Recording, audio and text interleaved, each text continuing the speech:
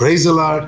கர்த்தரும் இரட்சகருமாகிய இயேசு கிறிஸ்துவின் இனிய நாமத்தினாலே உங்கள் அனைவருக்கும் என் அன்பின் வாழ்த்துக்கள்.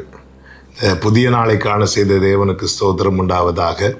கர்த்தருடைய கிருபை உங்கள் அனைவரையும் சூழ்ந்து கொள்வதாக. ரோமர்கள் நிருபம் 6வது அதிகாரம் 16வது வசனம். மரணத்துக்கு ஏதுவான பாவத்துக்கானாலும் நீதிக்கு ஏதுவான கீழ்ப்படிதலுக்கானாலும் எதற்கு கீழ்ப்படியும்படி உங்களை அடிமைகளாக ஒப்பு கொடுக்கிறீர்களோ அதற்கே கீழ்ப்படுகிற அடிமைகளாக இருக்கிறீர்கள் என்று அறியீர்களா? கர்த்தருடைய பரிசுத்த நாமத்திற்கு மகிமை உண்டாவதாக. அப்போஸ்தலனாகிய பவுல் ரோமருக்கு எழுதும் போது சொல்லுகிறார், பாவம் பெருகின இடத்துல கிருபை பெருகினது.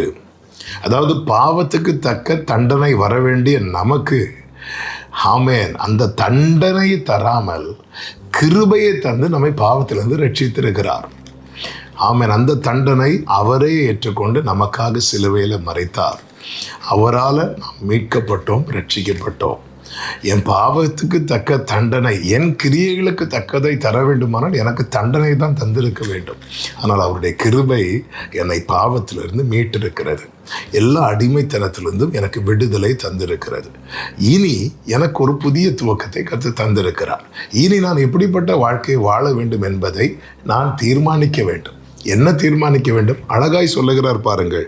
இதை 6வது அதிகாரத்தில் 1வது வசனத்திலே சொல்லுகிறார், ஆகையால் என்ன சொல்லுவோம்? கிருபை பெருகும்படி பாவத்திலே நிலை நிற்கலாம் என்று சொல்லுவோமா? கூடாதே என்று சொல்லுகிறார். 15வது வசனத்திலே சொல்லப்பட்டிருக்கிறது, இதனால் என்ன, நாம் நியாயப்பிரமாணத்திற்கு கீழ்ப்பட்டிராமல் கிருபைக்கு கீழ்ப்பட்டிருக்கிறபடியால் பாவம் செய்யலாமா?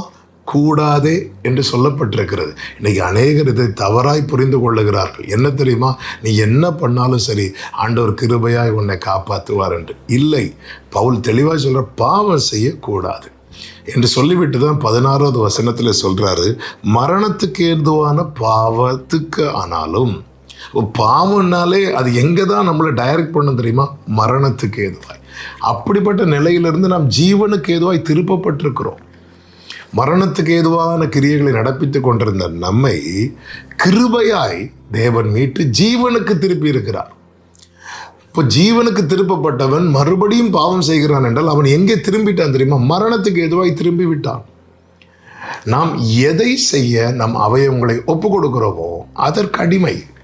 அது ரட்சிக்கப்பட்டவன் ஆனாலும் சரி, ரட்சிக்கப்படாதவன் ஆனாலும் சரி. இங்கே அழகாய் சொல்லப்பட்டிருக்கிறது, மரணத்துக்கு ஏதுவான பாவத்துக்கானாலும் நீதிக்கு ஏதுவான கீழ்ப்படிதலுக்கானாலும் எதற்கு கீழ்ப்படியும்படி உங்களை அடிமைகளாக ஒப்பு கொடுக்கிறீர்களோ அதற்கே கீழ்ப்படுகிற அடிமைகளாக இருக்கிறீர்கள் என்று அறியீர்களா என்று சொல்லப்பட்டிருக்கிறது.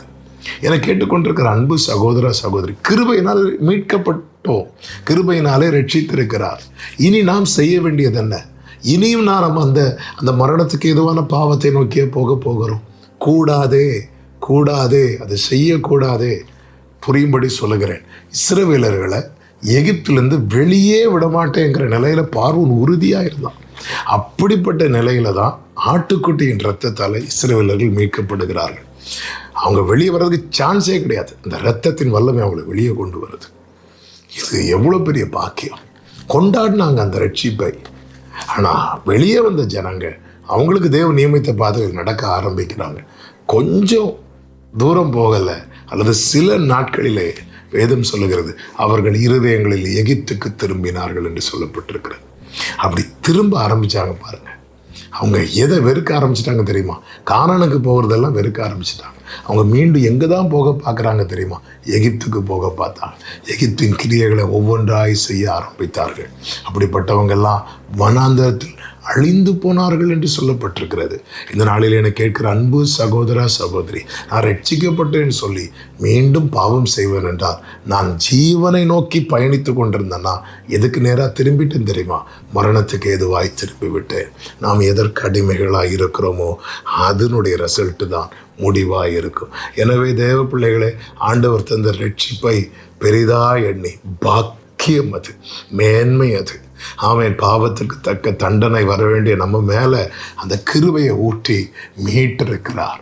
ஆமென். நாம் நீதிக்கு அடிமைகளாய் நம் அவயவங்களை ஒப்பு கொடுத்து தேவனுக்கு பிரியமான கிரியைகளை நடப்பிப்போம், நித்திய ஜீவனை சுதந்தரிப்போம். கர்த்தர் உங்களை ஆசீர்வதிப்பாராக. ஜெபிக்கலாமா? எங்கள் நல்ல தகப்பனே, இரக்கமுள்ள தேவனே, எங்களோடு பேசி உணர்த்தின கிருபைகளுக்காக நன்றி அப்பா. மரணத்துக்கு ஏதுவான பாவத்துக்கு அடிமைகளாய் இராமல் ஜீவனுக்கு ஏதுவான நீதிக்கு அடிமைகளாய் எங்கள் அவயவங்களை ஒப்பு கொடுத்து நாங்கள் செயல்பட கிருபை தாரும். இயேசுவின் நாமத்தில் பிதாவே, ஆமென். ஆமென்.